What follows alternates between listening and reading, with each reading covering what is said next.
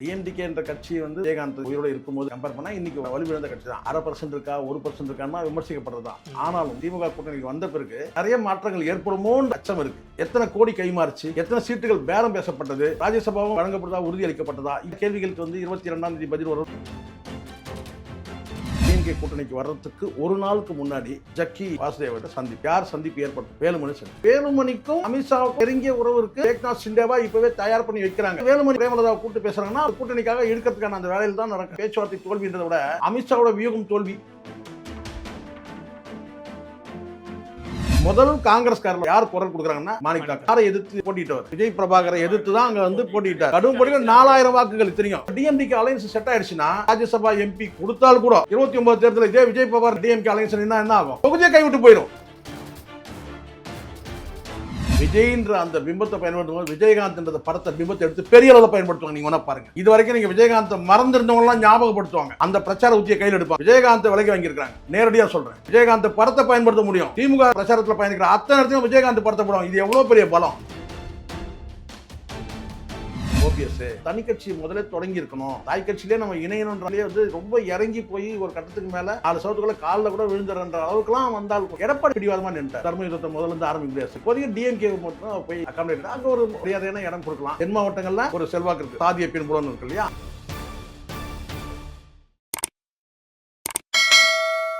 வணக்கம். வணக்கம் சிக்கே. வணக்கம் சார். தேமுதிக வந்து ரொம்ப நாட்களாக இந்த கூட்டணி போகலாம் அந்த கூட்டணி போகலான்னு நம்ம எல்லாரும் எதிர்பார்த்துட்டு இருந்தோம். இப்போ என்னடான்னா திமுக கூட்டணிக்கு வந்து இணைஞ்சிட்டாங்க நேற்று. இப்போ தேமுதிக வந்த உடனே வந்து எனக்கு பர்சனலாக என்ன தோணுது அப்படின்னா, தேமுதிக ஏற்கனவே ஹை டிமாண்ட் வச்சு பேச்சுவார்த்தை நடத்திட்டு இருந்ததாக தான் தகவல் வருது. ஸோ இப்போ தேமுதிகவுக்கு ஒரு 8 சீட்டோ 7 சீட்டோ கொடுத்தா விசிகாவுக்கு எத்தனை சீட்டு கொடுப்பாங்க, கம்யூனிஸ்ட்டுக்கு எத்தனை சீட்டு கொடுப்பாங்க? இந்த கூட்டணிக்குள்ளே தேமுதிக வந்தனால ஒரு குழப்பம் ஏற்படுமோன்னு எனக்கு தோணுது. நீங்கள் எப்படி பார்க்குறீங்க? நீங்கள் இது குழப்பம்னு பார்க்குறீங்க. நான் எப்படி பார்க்குறேன்னா, இதை நான் கூட எதிர்பார்க்கவே இல்லை. யாருமே எதிர்பார்க்கவே இல்லை. இப்படி ஒரு அரசியல் மாற்றம் அல்லது அரசியல் பரபரப்பு ஏற்படும் நான் நினைக்கவே இல்லை. டிஎம்டிகே என்ற கட்சி வந்து ஒரு வலுவிழந்த கட்சி. அது வந்து கம்பேர் பண்ணும்போது விஜயகாந்த் உயிரோடு இருக்கும்போது நீங்கள் அதை கம்பேர் பண்ணால் இன்றைக்கி வலுவிழந்த கட்சி தான். 1/2% இருக்கா 1% இருக்கான்னா விமர்சிக்கப்படுறது தான். ஆனாலும் அந்த கட்சி வந்து கூட்டணிகளை வந்து திமுக கூட்டணிக்கு வந்த பிறகு குழப்பங்கள்னு சொல்கிறீங்கல்ல, நான் குழப்பங்கள் தாண்டி மாற்றங்கள் நான் சொல்கிறேன். நிறைய மாற்றங்கள் ஏற்படுமோன்ற அந்த அச்சம் இருக்குது. அது எப்படின்னு கேட்டிங்கன்னா, இப்போ இந்த அலைபாயுதே படத்தை சொல்லுவாங்கள்ல, நான் காதலிக்கலை ஆனால் காதலிச்சிடணும்னு தோணுதுன்றீங்க. அப்படி ஒரு வசனம் இருக்குது. அது மாதிரி கேட்டிங்கன்னா மாற்றம் பல மாற்றம் வந்துடும் போல இருக்குது அப்படின்ற அந்த இது இருக்குது. எப்படின்னு கேட்டிங்கன்னா, இந்த அம்மா பிரேமலதா அவர்கள் வந்து டிஎம்கே கூட்டணிக்கு வர்றதுக்கு ஒரு நாளுக்கு முன்னாடி எங்கே இருந்தாங்க? ஜக்கி வாசுதேவ சந்திப்பு. யார் சந்திப்பு ஏற்படுத்துது? வேலுமணி சந்திப்பு. வேலுமணி யார்? அதிமுக. அதிமுக. அதை தாண்டி அமித்ஷாவுடைய திமுக. அப்படி சொல்ல முடியும். அப்படி சந்தோஷப்படுவீங்க. அதிமுகனா 2 அதிமுக இருக்குது. அதில் வந்து பார்த்தீங்கன்னா எடப்பாடி தலைமையிலான அதிமுக ஒன்று இருக்குது, இன்னொன்று அமித்ஷா திமுகன்னு ஒன்று இருக்குது. ஸோ அமித்ஷா வந்து ரொம்ப விசுவாசமாக அமித்ஷாவோட நெருக்கமாக இருக்கிறவர் வேலுமணி. அப்போது வேலுமணி வந்து ஜக்கியோட ஒரு சந்திப்பை வந்து பிரேமலதாட்டை ஏற்படுத்தின பிறகு என்ன மாயம் நடந்தது? ஓவர் நைட்டில் எத்தனை கோடி கைமாறுச்சு, எத்தனை சீட்டுகள் பேரம் பேசப்பட்டது, இப்படி பல கேள்வி. ராஜ்யசபாவும் வந்து வழங்கப்படுதா உறுதியளிக்கப்பட்டதா, இப்படி பல கேள்விகளுக்கு வந்து 22ஆம் தேதி பதில் வரும்னு வச்சுங்க. அது வேற விஷயம். ஆனாலும் கூட இந்த டிஎம்டிகே வந்து இப்படி ஒரு நாள்ல மாறும்ன்றதை யாருமே எதிர்பார்க்கவே இல்லை. அங்க வந்து ஜக்கி வாசுதேவ் அவர்கள் நடத்திய அந்த சிவராத்திரி விழால அவங்க கலந்துக்கிறாங்கன்னு வச்சுப்போம். அங்க வேலுமணிக்கு என்ன வேலை? வேலுமணி இருக்கிறாரு. ஓகே. அன்னைக்கு அங்க நீங்க சொல்ற மாதிரி அங்க ஒரு பேச்சுவார்த்தை நடந்திருந்தால் அது வந்து அதிமுக கூட்டணிக்கு இவங்க போறதா தான் இருந்திருக்கணும். அதுதான் நான் சொல்றேன். அந்த நேரம் படியலன்னு எடுத்துக்கலாம். அப்படி பேச்சுவார்த்தை நடந்தும் இப்போ நீங்க இந்த இடத்துல இப்படி எடுத்துங்களேன், அப்போ நம்ம இப்படி எடுத்துக்கலாம். பேச்சுவார்த்தை தோல்வின்றதை விட அமித்ஷாவோட வியூகம் தோல்வி அப்படி எடுத்துங்க. அமித்ஷாவோட இன்ஸ்ட்ரக்ஷன் தானே வேலுமணி அதில் செயல்படுறாருன்னு சொன்னா, இப்போ எடப்பாடி நேரடியாக வந்து பேச்சுவார்த்தை நடத்துறாரு, இல்லை எடப்பாடி வந்து அவருடைய வந்து நெருங்கிய வட்டாரங்கள், அது யார் வேணா நீங்க எடுத்துங்க போய் பேச்சுவார். ஆனால் பேச்சுவார்த்தைங்கிறது கோயம்புத்தூர் நடக்குது. பேசுறது எங்கன்னு கேட்டிங்கன்னா வந்து ஜக்கிக்கு முன்னாடி அந்த சந்திப்பு நடக்குது. வேலுமணி தான் அந்த சந்திப்பு. வேலுமணிக்கும் அமித்ஷாவுக்கும் நெருங்கிய உறவு இருக்குது. அதுக்கு காரணம் கேட்டிங்கன்னா அவர் ஒரு ஏக்நாத் சிண்டேவா இப்போவே தயார் பண்ணி வைக்கிறாங்க. பதிவு பண்ணிக்கோங்க. நான் சொல்கிறேன், எஸ்பி வேலுமணியை ஒரு ஏக்நாத் சிண்டேவா வந்து தயார் பண்ணி வைக்கிறாங்க. யார்? பிஜேபி. அப்போது பிஜேபியோட வந்து விசுவாசியாக வந்து எடப்பாடியை காட்டிலும் விசுவாசி அப்படின்னு சொன்னால் அது வேலுமணி. அந்த வேலுமணி வந்து பிரேமலதாவை கூப்பிட்டு பேசுகிறாங்கன்னா அப்போ அந்த கூட்டணிக்காக இழுக்கிறதுக்கான அந்த வேலையில் தான் நடத்துகிறாங்க. இப்போது இப்படி எடுத்துங்க, பாட்டாளி மக்கள் கட்சி போன்ற பெரிய கட்சி, அந்த கட்சியே வந்து நீங்கள் டிஎம்டிகே கம்பேர் பண்ணீங்கன்னா இன்னைக்கு அந்த கட்சியை கூட்டணி கொண்டு வந்துட்ட அமித்ஷா டிஎம்டிகே எப்படி கைவிட்டாரு? அப்படி ஒரு கேள்வி இருக்குல்ல. அப்போது இவங்க வியூகத்தை காட்டிலும் இன்னும் சொன்னால் இவங்களுடைய பேரத்தை காட்டிலும் எடப்பாடி, ஆமாம், எடப்பாடி எப்பவுமே பேரத்தில் கராராக இருப்பார். இப்போ பிரேமலதாவும் கராராக இருக்கிறாங்க. எதில் கராராக இருக்கிறாங்க? எதில் வேணால் நான் விட்டு கொடுப்பேன். ஒரு ராஜ்யசபா தொகை அதில் நான் இறங்க மாட்டேன்னு சொல்கிறாங்க. ஏன்னா எதில் வேணா இறங்குறேன், வேணா சட்டமன்றத்தை அந்த எம்எல்ஏ சீட்டில் வேணா அதை நான் குறைச்சிக்கிறேன். ஆனால் ராஜ்யசபாவும் எனக்கு தொகையும் கண்டிப்பாக. அங்கே தொகை கொடுக்கும்போது தான் அங்கே சிக்கல். சீட்டை கூட கொடுத்துருவாங்க ஏடிஎம்கேல. ஆனால் தொகை யார் கொடுக்குறது? எவ்வளோதான் அவர் கடந்த தேர்தல் அவர் இழந்துக்கிட்டே இருப்பார். அதான் அந்த கட்சியோட உரிமையை அதிகமாக கொண்டாடக்கூடிய இடத்துல எடப்பாடி இருக்கிறாரு. ஆனால் என்ன சொல்கிறாங்கன்னா, எடப்பாடி இந்த டிமாண்டை ஏற்றி விட்டு வெறும் 0.44% இருக்கிற ஒரு கட்சியை அதிமுகவிட்ட இருந்து திமுகவுக்கு அவர் தள்ளி விட்டாரு. இதனால அங்க மத்த கட்சிகளுக்கு எப்படி சீட்டு கொடுக்கறதுங்கிற பிரச்சனை தான் வருமே. இது எல்லாரும் சொல்றாங்க. ஆமா சார், அப்படிதான் கிண்டல் எல்லாரும் சொல்றாங்க. கிண்டல் கேள்வினா சொல்லலாம், விமர்சனமா வைக்கிறாங்க, ஏற்றி விடுறாங்க. எப்படி பார்த்தாலும் இந்த தேர்தலில் மு.க. ஸ்டாலின் அவருடைய பார்த்தீங்கன்னா இது பலனளிக்குமா பலனளிக்காதா? நீங்கள் எப்படி சொல்கிறீங்க ஏற்றி விட்டீங்கன்னு. டிஎம்டிகே அங்கே அகாமடேட், அதனால தான் இந்த மாற்றங்கள் நான் சொல்கிறேன். டிஎம்டிகே கூட்டணிக்கு போனதுனால காங்கிரஸுக்கு மிகப்பெரிய ஒரு செக் வச்சுருக்காரு. யார்? மு.க. ஸ்டாலின். அதை மறுக்க முடியுமா? இப்போ இந்த டிஎம்டிகே அங்கே போனதுனால அங்கே இது வரைக்கும் விஜயகாந்த் பேரே உச்சரிக்காத நபர்கள்லாம் இருக்கிறனா விஜயகாந்தோட ஆன்மா மன்னிக்காதுன்னு பேசுகிறான். இங்கே தேசிய கட்சிகளுக்கு செக் வைக்கப்படுது. இப்போ இந்த இடத்துல எடப்பாடி கிட்ட இருந்து கை நழுவி போய் டிஎம்டிகே நீங்க சொன்ன மாதிரி அவர் ஏத்தி விட்டதா கூட இருக்கட்டுமே, அது ஒரு இப்போ ஒரு ட்ரெண்ட் ஆயிட்டு இருக்கு.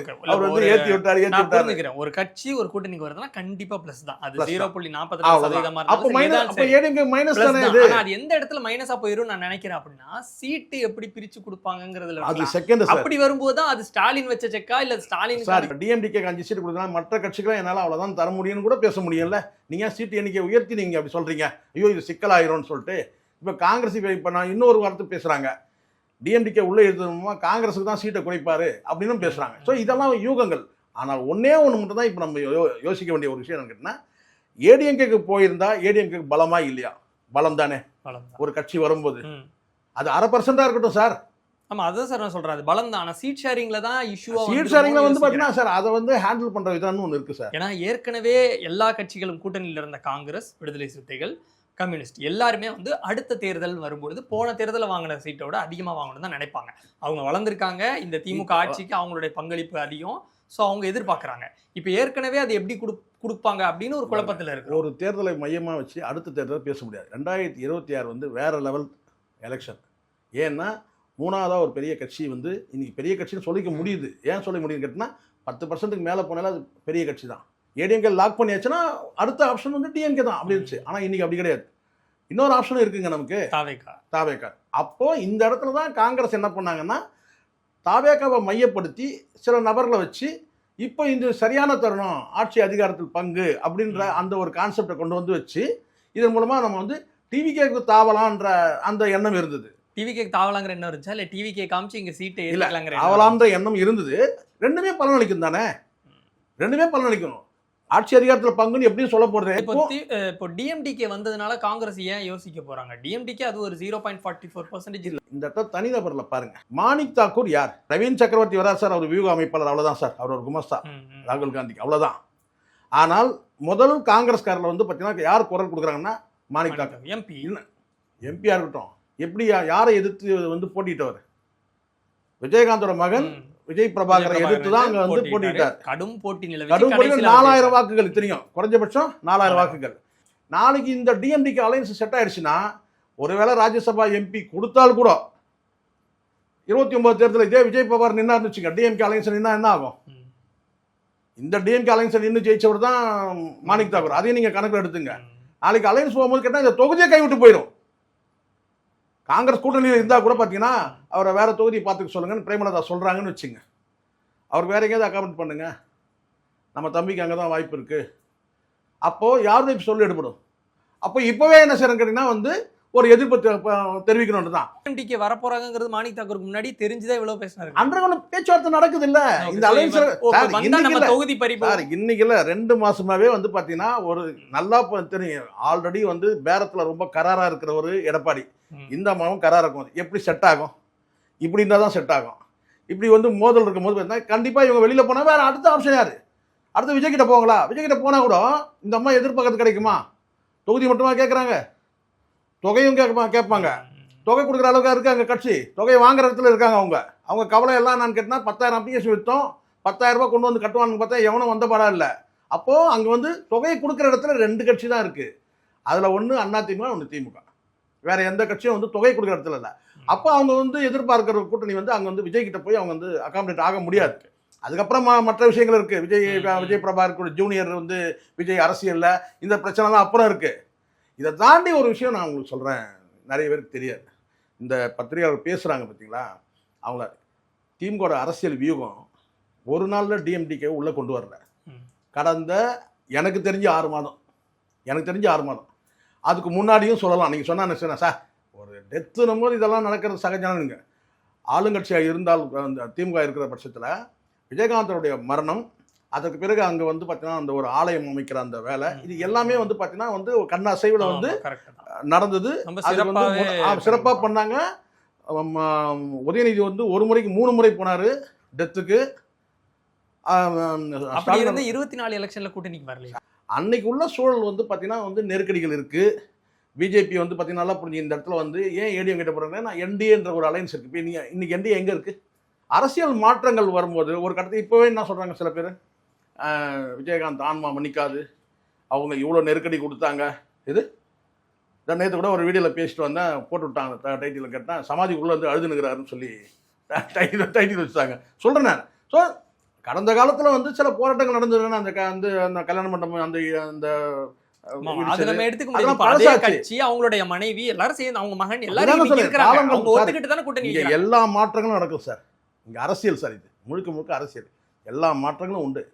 இன்னைக்கு வந்து பார்த்தீங்கன்னா இவங்க அகாமடேட் ஆகுறாங்க. என்ன பேரத்தின் அடிப்படை தான். இப்போ என்ன இங்கே தான் வந்து பார்த்தீங்கன்னா நட்பு அரசியல் நடக்கிறது இங்கே கிடையாது. வேற அரசியல் தானே, வேற செட் ஆயிடுச்சு, முடிச்சுட்டாங்க, அவ்வளோதான். இது என்ன மாதிரியான தாக்கத்தை ஏற்படுத்துது? இது வலிமையான வந்து வலிமை ஏற்படுத்துமா? அதுதான் இங்க மறுபடியும் ஒரே வார்த்தை, அமித்ஷாவுடைய ராஜதந்திரம் தோற்றது, முக ஸ்டாலின் ராஜதந்திரம் வென்றது. அடுத்த கட்டத்துக்கு வந்துட்டாங்க. கண்டிப்பா ஒரு பாசிட்டிவ் தான். அவங்களுக்குன்னு ஒரு ஓட் பேஸ் இருக்கு. அது 0.44% இருந்தாங்க. எதுவாக இருந்தாலும் தொகுதிக்கு ஒரு 3000-4000 ஓட்டுனாலும் நமக்கு அது வந்து ஓகே தான். ஆனா பிரேமலதா விஜயகாந்த் அவர்கள் வந்து 10 சீட்டு 12 சீட்டுன்னு கேட்டுக்கிட்டு இருந்தவங்க. பிரேமலதா விஜயகாந்த் அவர்கள் தான் சூஸ் பண்றாங்க திமுகவா அதிமுக. அப்போ திமுக கூட்டணிக்கு அவங்க வந்திருக்கிறாங்க அப்படின்னா அவங்க கேட்டதுக்கு திமுக ஒத்துக்கிட்டது. இதை எப்படி அவங்க மத்த கூட்டணி கட்சிகளோட ஆக்குபை பண்ணிப்பாங்க? இல்ல இது வந்து பாருங்க, ஏன்னா நான் ஒரு கவலையாவே நான் கேட்கறேன்னு வச்சுக்கோங்க. உங்க கவலை நியாயமானது. இவங்களை உள்ள கொண்டு வந்துட்டோம், அவங்க கேட்டதுக்காக 10 சீட்டை தூக்கி கொடுத்துட்டா நாளைக்கு திருமாவளவன் அவர்கள் என்ன பண்ணுவார்? ஒரே ஒரு நீங்க கம்யூனிஸ்டுகள் என்ன பண்ணுவாங்க? அவங்களுக்கு ஒரு மனக்கசப்பை ஏற்படுத்தி. நீங்க கேட்கறது கரெக்ட். நான் சொல்ற பாருங்க, இந்த விஷயம் பொறுத்த வரைக்கும் யார் வந்து இங்க கூட்டணிக்கு தலைமையோ அவங்களுடைய தலைவலி அது. பிரேமலதாவுடைய தலைவலி கிடையாது. முதல்ல இதை முடிச்சிடுறேன். இப்போ பிரேமலதா வந்து பார்த்தீங்கன்னா எல்லாம் முடிவான பிறகு தான் வந்து அங்கே வந்து இந்த சந்திப்பு, இந்த கூட்டணிக்கான அந்த உறுதியான அந்த டிக்ளரேஷன் இருக்கு இல்லையா, அது வந்து பார்த்தீங்கன்னா இதை அவங்களுக்கான சீட்டு எண்ணிக்கை எத்தனை, இப்போ எனக்கு எவ்வளோ வேணுன்றதை கேட்டு பக்கத்தில் இருக்க இலையை பார்க்க முடியாது. என் இலையில எவ்வளோ வேணும்னு அவங்க கேட்டாங்க அப்படின்னு சொல்றது. அப்போ யார் பங்கிடுறாங்களோ, யார் வந்து சீட்டை பங்கிட்டு கொடுக்குற இடத்துல, யார் வந்து பரிமாறுற இடத்துல இருக்கிறாங்களோ அவங்க தான் சரியா இருக்கணும். அவங்க கிட்டையும் ஒரு அளவு தான் இருக்கு. கரெக்ட் இருக்கு. நீங்க அதுதான் நான் சொல்றேன். அதை வந்து பாத்தீங்கன்னா கன்வின்ஸ் பண்ணணும். அதை அவங்க கன்வின்ஸ் பண்ற இடத்துல கன்வின்ஸ் பண்றடைய வேலை யாருடைய வேலை? திமுகவுடைய வேலை, டிஎம்கே உடைய வேலை. மறைமுகமா சில பேச்சுக்கள்லாம் நடக்கும். உனக்கு அதை தரேன், இதை தரேன், உனக்கு இப்படி தரேன், அப்படி தரேன். இதெல்லாம் வந்து பாத்தீங்கன்னா வந்து எனக்கு தெரிஞ்ச வரைக்கும் கலைஞரை காட்டிலும் முக ஸ்டாலின் வந்து சிறப்பா செய்வார். மறைமுகமா சிலது நடக்கும். சிக்கே அதாவது கேட்டாங்க, உனக்கு இதை தரேன், நீங்க கொஞ்சம் அமைதியா இருங்க, என்னங்க அவருக்கு நாங்கள் அவ்வளோ தரீங்க, எனக்கு எவ்வளோ தரீங்க அப்படின்னும் போது பார்த்தீங்கன்னா அங்கே அந்த இடத்துல நீங்கள் வந்து பர்சன்டேஜ் கம்மியாக இருக்கிறீங்க, உங்களுக்கு இங்கே கொடுக்குறேங்க, சரி விடுங்க, உங்களுக்கு ஜெயிக்கிற தொகுதி தரேங்க, அவங்களுக்கு வந்து பார்த்தீங்கன்னா 10 சீட் தரேன், தோக்கிற தொகுதி கொடுக்குறேன். இப்படிலாம் நடக்கும்ன்ற நான் நிறைய விஷயங்கள் நடக்கும். இப்போ நீங்கள் சொல்கிற மாதிரி எப்படி இதை வந்து செட் பண்ண கூட்டணியில் சேர்ந்தாச்சு, டிக்ளேர் ஆயிடுச்சு, முடிஞ்சிச்சு, அவ்வளோதான். சீட்டு உனக்கு கம்மியாயிடுச்சா, சரி தொகையை கொஞ்சம் ஏற்றி தரப்போ, அவ்வளோதான். ஓகே. ஒருத்தர் கேட்குறாங்க நீங்கள் சொன்ன மாதிரி, புரியுது, சார் புரியுது, சீட்டு புரியுது. கூடுதலாக கொடுக்குறீங்க சார், உங்களுக்கு எங்களுக்கு கம்மியான, சரி விடியா பணம் கொடுத்து அட்ஜஸ்ட் பண்ணு, சரியா 10 சேர்த்து கொடு, ஓகே. அவ்வளோதான். ஸோ செட்டிங் வந்து பார்த்தீங்கன்னா முடிஞ்சிச்சு. வட மாவட்டங்களில் செல்வாக்கு குறைவாக இருக்குதுன்ற ஒரு பேச்சு இருக்குது டிஎம்கேக்கு. டிஎம்டிகே மூலமாக அதை சமன்படுத்துறதுக்கு வாய்ப்பு இருக்குது. இன்னொன்றும் இருக்குது, விஜய்ன்ற அந்த பிம்பத்தை பயன்படுத்தும் போது விஜயகாந்த்ன்ற படத்தை பிம்பத்தை எடுத்து பெரிய அளவில் பயன்படுத்துவாங்க. நீங்கள் வேணால் பாருங்கள், இது வரைக்கும் நீங்கள் விஜயகாந்தை மறந்துருந்தவங்களாம் ஞாபகப்படுத்துவாங்க. ஓகே. அந்த பிரச்சார உத்தியை கையில் எடுப்பாங்க பாருங்க. மிகப்பெரிய பலம் விஜயகாந்த் போட்டோக்காக வந்து மிகப்பெரிய பலம். விஜயகாந்தோட போட்டோ காட்டினீங்கன்னா, விஜயகாந்தோட போட்டோ காமிச்சிங்கன்னு வச்சுங்களேன், விஜயை கூட பார்த்தீங்கன்னா விஜய்க்கு போடக்கூடிய அந்த வாக்குகள் கூட மாறதுக்கு வாய்ப்பு இருக்குது. இதை நான் மிகைப்படுத்தி சொல்கிறேன்னு நினைக்கிறேங்க. அங்கே அவங்க முழுக்க அவங்க வாங்கினதே டிஎம்டிகே வந்து பார்த்தீங்கன்னா விலைக்கு வாங்கலை, விஜயகாந்தை விலைக்கு வாங்கியிருக்கிறாங்க. நேரடியாக சொல்கிறேன், விஜயகாந்த் படத்தை பயன்படுத்த முடியும், பட்டி தொட்டியெல்லாம் கொண்டு போவாங்க. நீங்கள் தேமுதிக கொடுக்குற தொகுதியில் வந்தீங்க, அந்த படம் போகுதோ இல்லையோ, முரசு சின்னம் போகுதோ இல்லையோ, ஆனால் திமுக வந்து பயணிக்கிற பிரச்சாரத்தில் பயணிக்கிற அத்தனை இடத்தையும் விஜயகாந்த் படத்தை போடுவாங்க. இது எவ்வளோ பெரிய பலம். இப்போ ஓபிஎஸ் அவர்கள் முதலமைச்சர் மு க ஸ்டாலின் அவர்களை சந்திச்சிருக்கிறாரு, சட்டப்பேரவை வளாகத்துக்குள்ளே வந்து சந்திச்சிருக்கிறாரு அப்படின்னு செய்தி வருது. சசிகலா அவர்கள் தனி கட்சி தொடங்க போறாங்க அப்படின்னு எதிர்பார்க்கப்பட்டுச்சு. இப்போ டிடிவி அவர்கள் என்டிஏ போயிட்டாரு, ஓபிஎஸும் என்டிஏ போயிடுவாருன்னு எதிர்பார்க்கப்பட்டுச்சு. அவர் என்ன சார் திமுக பக்கம் வந்துருவாரோ? இல்லை அங்கே போக முடியாது. இல்லை, அங்கே வந்து என்டிஏ இருக்குது. என்டிஏல வந்து இவர் போகிறதுக்கு விருப்பம் இருந்தால் கூட அகாமடேட் ஆகிருக்கிறது வந்து பார்த்தீங்கன்னா வந்து இன்னைக்கு என்டிஏவோட தலைவர் யார், எடப்பாடி தானே சொல்கிறாங்க. இல்லை, இப்போ அதே மாதிரி தான் டிடிவி தினகரனும். ஆனால் அது வேற, டிடிவி வந்து அது வேறங்க, தனி கட்சின்றது வேற. அமமுகன்னு தனி கட்சி தொடங்கி வச்சிருந்தாரு, இப்போ ஒரு தகுதியோட போயிருக்காருல்ல. அதாவது ப்ரூவ்டு அன்ப்ரூவ்டுன்றதுலாம் வேற விஷயம் ஓட்டில். பட் ஒரு தனி கட்சி ஒரு மெரிட்டாக போகிறாரு. நேற்று அரசியல் இதெல்லாம் சகஜமப்பா. ஆனால் என்னன்னா வந்து இவர் காலம் தவறிட்டாரு. இவர் தனி கட்சி முதல்ல தொடங்கி இருக்கணும். யாரு? ஓபிஎஸ்.